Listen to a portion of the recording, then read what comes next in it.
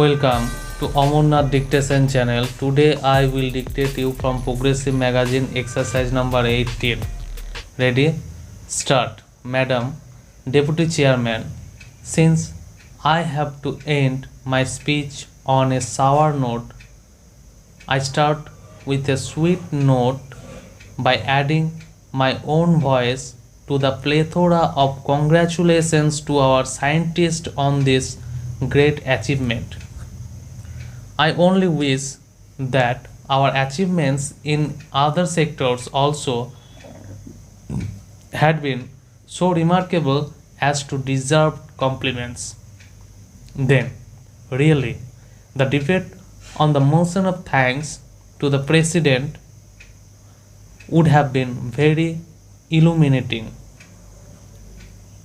Madam, I am sorry to say that the President's address delivered this week without meaning any disrespect to the President was indeed disappointing.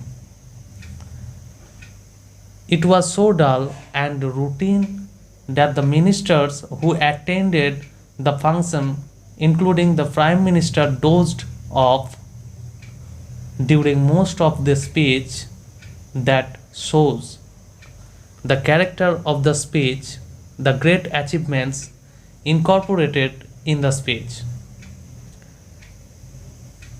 And quite strangely, Madam, this 16-page document does not give any indication of the direction in which this government is going or proposes to go. It does not give even an idea of how this government is going to tackle the manifold problems facing this country. More time has been devoted to the problems of Afghanistan, Thailand, and other countries, and the problem of apartheid. I don't object to that, but when specific solutions are offered to international problems, the problems of other countries, the President's address does not indicate any solution to any of the problems facing this country. That is the unfortunate and the most significant part of his speech. Next, Madam, this government came into power in 1984 with two specific promises. One is that they would provide a government that works, and the other is that they would provide a clean and honest government. My endeavor would be to disprove both these claims. It is not a government that works. It is also not an honest government. While saying so, I do not want to belittle the achievements of and the hard work put in by our farmers, by our industrial workers, and by our scientists and technologists in their respective fields. But for them, this country would have collapsed long ago under the burden of mismanagement and misrule of this government, either in relation to the problems facing the country or in relation to the problems faced by state government. For central approval, there is complete standstill and the government does not come forward with any solution to these problems. Next, sir, whenever a decision is taken, there is so much of drama in that. If you take the recent changes of the central ministers or even the chief ministers, you would find midnight elections. Heavens would not have fallen if the Bihar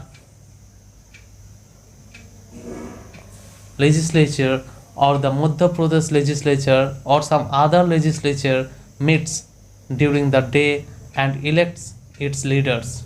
People are rushed by special planes and elected or selected at midnight hours, bringing about wholesale changes in the state administration.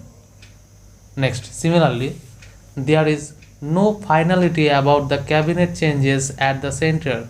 In spite of 23 cabinet reshuffles since this Prime Minister has come to power, the cabinet is incomplete because even now a number of portfolios are held as dual charge by some cabinet minister.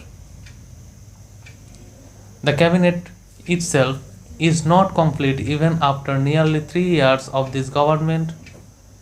That itself shows the indecision of the government and the leadership here. Stop.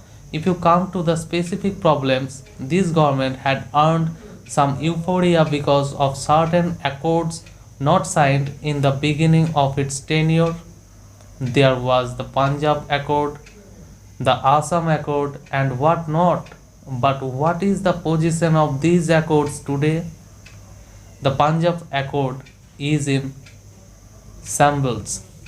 The Punjab problem is more acute today than what it was when this government took charge. There is more extremism, more violence.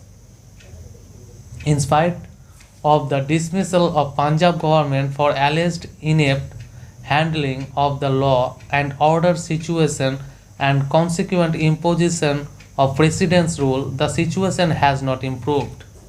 It has, in fact, worsened. Who should be dismissed now for this worsening situation? Now, there are rumors that even the Director General of Police and the Governor also want to quit. That is the stage to which the Punjab problem has been brought. On the Assam Accord, nothing has been done. The foreigners' problem has not been solved. A big contingent, including the Assam Home Minister, came here the other day, held a dharna at the boat club and got arrested. And that is the stage of the Assam Accord, and new problems have been added. Next para. In West Bengal, there is the Gorkha land demand. By giving encouragement to a secessionist demand, another problem has been created. Another state was sought to be created in West Bengal. I find that all these problems are arising or solutions are evading the problems because the top leadership today lacks not only the maturity to handle these problems but also the political advice which is very essential for a solution of the problems. The Prime Minister is surrounded by a coterie of persons who have no political background. Stop.